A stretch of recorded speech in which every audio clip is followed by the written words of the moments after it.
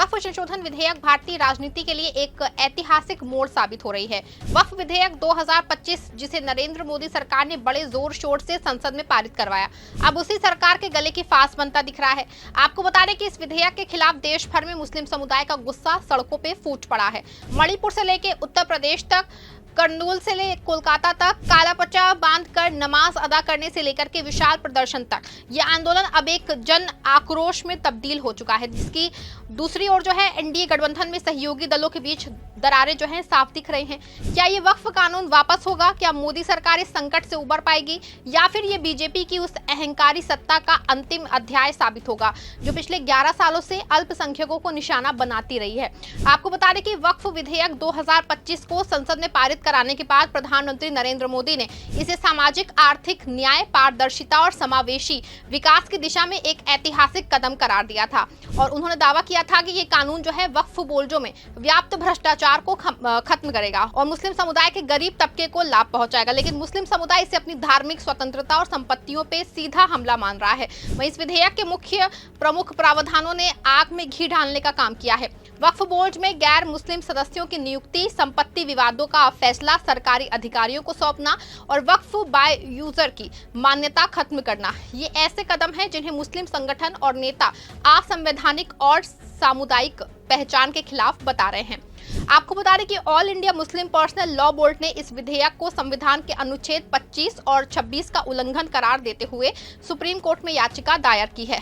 AIMPLB के अध्यक्ष मौलाना खालिद सैफुल्लाह रहमानी ने कहा कि ये बिल जो है वक्फ संपत्तियों को सरकारी नियंत्रण में लेने की साजिश है। ये धार्मिक स्वतंत्रता पे हमला है जिसे हम किसी कीमत पे बर्दाश्त नहीं करेंगे। बोर्ड ने देश व्यापारी आंदोलन की घोषणा की है, जिसमें दिल्ली के तालकटोरा स्टेडियम में एक विशाल सम्मेलन और मुंबई, कोलकाता, हैदराबाद और पटना में बड़े प्रदर्शन शामिल है। आपको बता दें कि मणिपुर में मैतेई पंगल समुदाय से इस बिल के खिलाफ सड़कों पर उतर करके हिंसक प्रदर्शन किया है और इम्फाल में पुलिस और प्रदर्शनकारियों के बीच में झड़प में कई लोग घायल हुए हैं। उत्तर प्रदेश के मुजफ्फरनगर में 300 से अधिक लोगों को काले पट्टे पहन के विरोध करने के लिए नोटिस थमाए गए, जिसके बाद स्थानीय प्रशासन पे दमनकारी रवैया अपनाने के आरोप लगे हैं। कर्नूल में एक बैठक में वक्ताओं ने इसे मुस्लिम विरोधी एजेंडा करार दिया है और शांतिपूर्ण लेकिन सख्त विरोध की चेतावनी दी है। AIMPLB ने साफ कहा है कि जब तक ये कानून पूरी तरह से वापस नहीं लिया जाता, हमारा आंदोलन जारी रहेगा। वहीं अब सवाल उठता है कि क्या बीजेपी ने इस बिल के जरिए मुस्लिम समुदाय को जानबूझ के उकसाया है ताकि ध्रुवीकरण की अपनी पुरानी राजनीति को फिर से आजमाया जा सके, या फिर ये उसकी हिंदुत्ववादी नीति का एक और कदम है जो अल्पसंख्यकों को कुचलने के लिए उठाया गया है।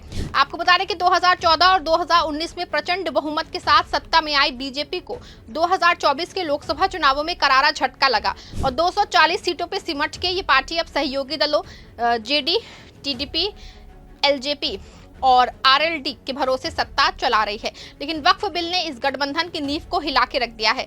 बिहार में नीतीश कुमार की JDU इस बिल के समर्थन के बाद मुस्लिम नेताओं के इस्तीफे से जूझ रही है। पार्टी के वरिष्ठ नेता और पूर्व मंत्री अली अशरफ फातमी ने इस्तीफा दे दिया है और कई स्थानीय नेताओं ने नीतीश पे मुस्लिम विरोधी होने का आरोप लगाया है। आपको बता दें कि JDU के एक बड़े नेता ने कहा है कि मुस्लिम वोट पहले ही हमारे हाथ से निकल चुके हैं, ये बिल कोई नया नुकसान नहीं करेगा, लेकिन बिहार विधानसभा चुनाव में हमारी हार तय कर सकता है। वहीं चिराग पासवान की LJP भी संकट से अछूती नहीं है। मुस्लिम कार्यकर्ताओं ने चिराग पे बीजेपी के सामने घुटने टेकने का आरोप लगाया है। बिहार में मुस्लिम वोटों का रुझान तेजी से लालू प्रसाद यादव की RJD की ओर बढ़ रहा है, जो 2025 के विधानसभा चुनाव में NDA के लिए खतरे की घंटी है।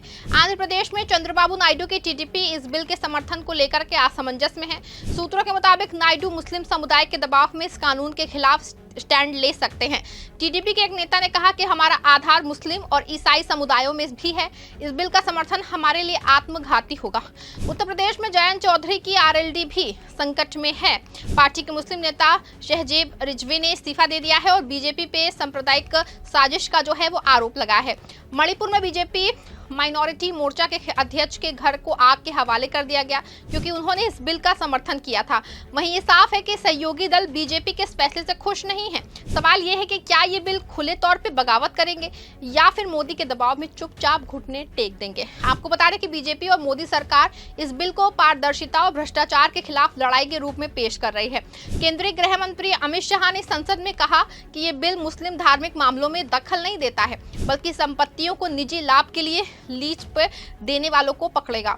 वक्फ संपत्तियों का इस्तेमाल गरीब मुस्लिमों के कल्याण के लिए होना चाहिए, लेकिन विपक्ष और मुस्लिम संगठन इसे हिंदुत्व एजेंडे का हिस्सा मानते हैं। कांग्रेस की सोनिया गांधी ने इसे संविधान पे हमला करार दिया और कहा कि ये कानून धार्मिक स्वतंत्रता को कुचलने की कोशिश है।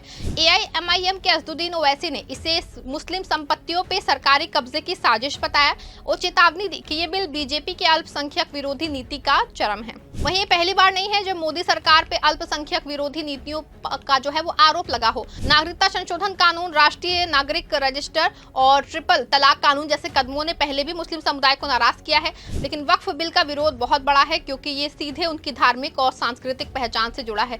बीजेपी शायद ये मान रही थी कि सहयोगी दलों का समर्थन और संसद में बहुमत इस बिल को आसानी से लागू करवा देगा, लेकिन सड़कों पर उमड़ा जन आक्रोश और सहयोगी दलों की बेचैनी ने इस रणनीति को ध्वस्त कर दिया है। क्या ये हिंदुत्व की जीत है या फिर ये आत्मघाती कदम जो बीजेपी को ले डूबेगा? वहीं AIMPLB ने साफ कर दिया है कि ये आंदोलन तब तक जारी रहेगा जब तक ये भेदभावपूर्ण और अन्यायपूर्ण कानून रद्द नहीं हो जाता है।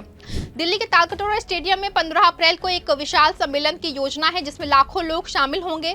मुंबई, कोलकाता, हैदराबाद और पटना में बड़े प्रदर्शन होंगे। सुप्रीम कोर्ट में कांग्रेस सांसद मोहम्मद जावेद और असदुद्दीन ओवैसी ने अलग अलग याचिकाएं दायर की हैं जिसमें उनकी संवैधानिकता को चुनौती दी गई है।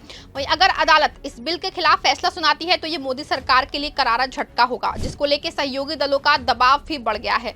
अगर नीतीश, नायडू, चिराग और जयंत जैसे नेता खुले तौर पे विरोध में आते हैं तो एनडीए में टूट निश्चिंत है। बीजेपी के पास दो रास्ते हैं, या तो वो इस बिल को वापस ले और अपनी साख बचाए या फिर जिद पे अड़ी रहे और गठबंधन के साथ साथ अपनी राजनीतिक जमीन को खो दे।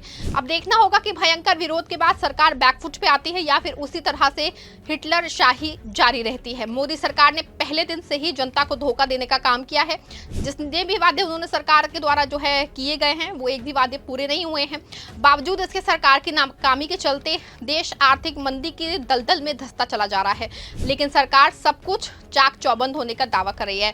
आपको बता दें कि वक्फ बिल ने नरेंद्र मोदी और बीजेपी को कैसी आग में झोंक दिया है जिससे कि निकलना आसान नहीं होगा। मुस्लिम समुदाय का गुस्सा, सहयोगी दलों की नाराजगी और विपक्ष का हमला, ये तीनों मिलकर इस सरकार को घेर रहे हैं।